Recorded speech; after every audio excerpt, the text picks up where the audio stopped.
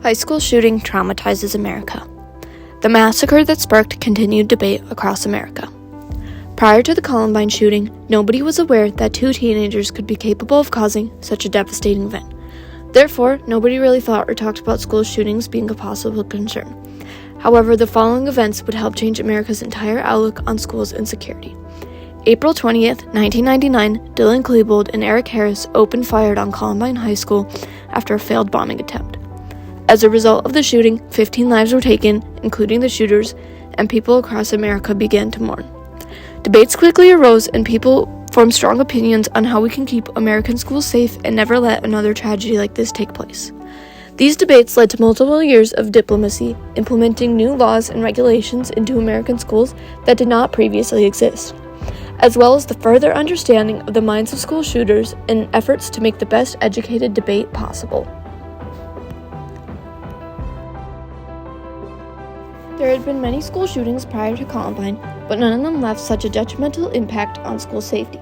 The main thing that set the Columbine shooting apart from any of the previous attacks was the amount of involvement from the internet. The publicity was used to display the detrimental impact to people who otherwise weren't involved. In January of 2007, the U.S. Department of Justice Programs stated, prior to the 1999 Columbine High School massacre, research probing the ideology of school violence was virtually non-existent. However, after Columbine, the nation frantically searched for answers as to how to intervene and prevent such a heinous crime from reoccurring. Teachers, students, and police had absolutely no plans of what to do in case of this unimaginable event taking place in a high school. She said, "You need to go to a safe place." And we're like, "What does that mean?" She said, "Find a house, go to a house." And so we essentially kind of got permission to go. Mental health has always been a very heavily stigmatized topic. Whether people didn't believe it was an actual concern or didn't want to have the difficult conversations, this stigmatization led to the limited research or thoughts about mental health issues until it was too late. Sarah Goodrum is the chair of criminology and criminal justice at the University of Northern Colorado. She said, "I think for a while there was the perception that schools are built to provide education, that they are not built to provide mental health or social support services. I think that philosophy has changed a lot since Columbine."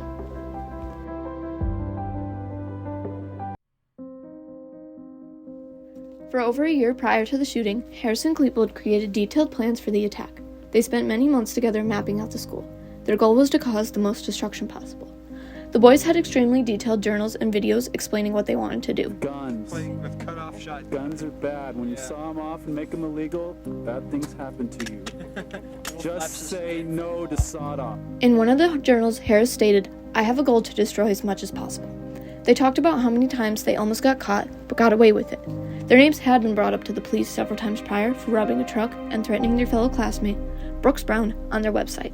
The boys managed to gain access to several weapons that they would later use to carry out the attack. This included dozens of homemade pipe bombs, a semi-automatic carabine, 2 sawed-off shotguns, and an Interac AB-10 semi-automatic handgun. During their planning period, Harris began to show signs of potentially severe psychological problems. FBI psychologists believe he may have been a psychopath based on what he wrote in his journals, but due to his death, they were never able to officially diagnose him. Harris was also known to have anger issues, but doctors and parents thought he had it under control due to the medication he was prescribed. Even with all the warning signs, nobody was aware of what was going to happen. Back at it now, there's quite a few things I could have picked up and said, if I had put them all together, I probably could have figured out they were going to do something. Like many schools at the time, the security of Columbine was extremely minimal. Neil Gardner, Columbine's only security guard, was on duty the day of April 20th, but he was at lunch during the moment of the attack. Even if he wasn't, he didn't have any training on what to do if an attack were to take place.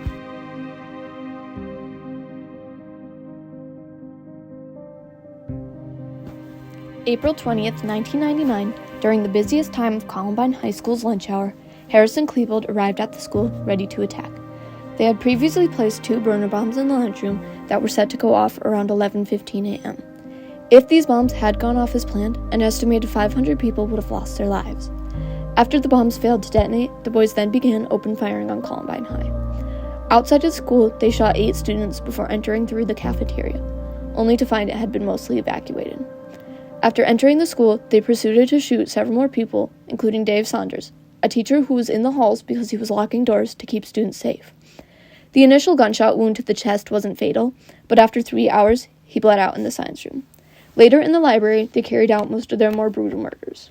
They then turned the guns on themselves to complete the attack in a suicide. Police did not enter the school for several more hours because they weren't sure if the threat was gone. When the attack was over, there were 15 casualties, including Harrison Klebold, and dozens more were harmed. Though Columbine was not the first school shooting, it was one that would leave the largest lasting effect on America, provoking nationwide debate. Columbine was the most significant shooting at the time, not only because of its shocking number of deaths, but also because of the extreme level of detail the shooters put into their planning. The information discovered after the attack gave everyone a new perspective on the minds of school shooters. These details of Columbine were so heavily televised, and there was so much accessible information that the entire nation seemed to be involved, as well as the 2,000 students enrolled at Columbine High who would have to live with the lasting trauma and lifelong injuries as a result of the shooting. Unknown at the time, but this event also created the Columbine effect, resulting in the largest generation of school shooters.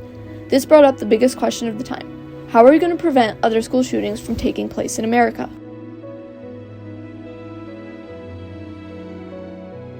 Security to mental health resources, everyone has an opinion on what should be done. Since Columbine, there have been over 240 school shootings in America, and many of them are said to be inspired by Columbine. Many experts devote their time to understanding the shooters and trying to gain potential warning signs. Everytown Research and Policy says, understanding incidents of gun violence in schools is integral to effectively creating a comprehensive plan to address their threat and effects. People are also trying to gather and find a relationship between gun control laws and school shootings in the area. The goal is that if these children didn't have access to firearms, it would be harder to commit school shootings, and the ones that did happen would be far less severe. Some Americans believe that we should use higher security in our schools. This could include police officers, metal detectors, searching school bags, or arming school staff. The U.S. Department of Justice program says, since the Columbine High School shooting in 1999, school security measures have increased. Nearly 100% of schools serving 12 to 18-year-olds use at least one safety or security measure. This includes locked doors, security cameras, hallway supervision, controlled building access, metal detectors, and locker checks.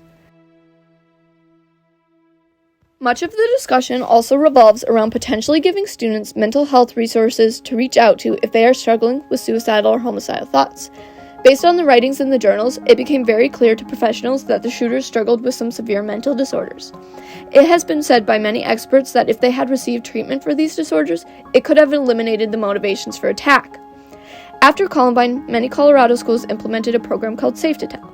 Safe to Tell is an online website that allows students or teachers to anonymously report school safety concerns, whether it be potential school violence or school bullying.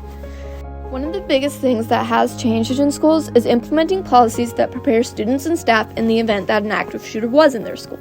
There are mandatory lockdown drills in most schools, as well as predetermined exit routes or safe areas to meet that students should be learning about. Police have also formed protocols for how to deal with active school violence and school violence threats. It is also highly recommended that schools attempt to create a positive school climate to discourage potential shooting attempts. Even with the changes, many Americans say that attempts at diplomacy have failed due to the continued lack of gun control laws, specifically the access people have to certain types of guns. In recent weeks, families of the victims of the Sandy Hook Massacre in Newton, Connecticut, settled with Remington Gun Company for $75 million for the manufacturing of the AR-15 style gun used in the shooting, and for promoting, quote, sales of the weapon that appealed to troubled men like the killer who stormed into Sandy Hook Elementary School in Newton, as said by the New York Times. This settlement has opened the possibility of other lawsuits against gun companies and looking into how the target audience of gun companies' ads could be affecting young minds, as well as the accessibility teens have to information regarding these lethal weapons. Columbine opened the eyes of many to people, displaying just how quickly disturbing fantasies can become a reality. The debates for school safety are far from over. In 2019, there were 45 school shootings across the country, nearly one a week. The statistics display just how prevalent school violence is in America. A lot has changed since 1999, with better security and far more detailed understanding of the psychology of a shooter. But with the current debate and past diplomacy, it is clear that Columbine has changed our society forever.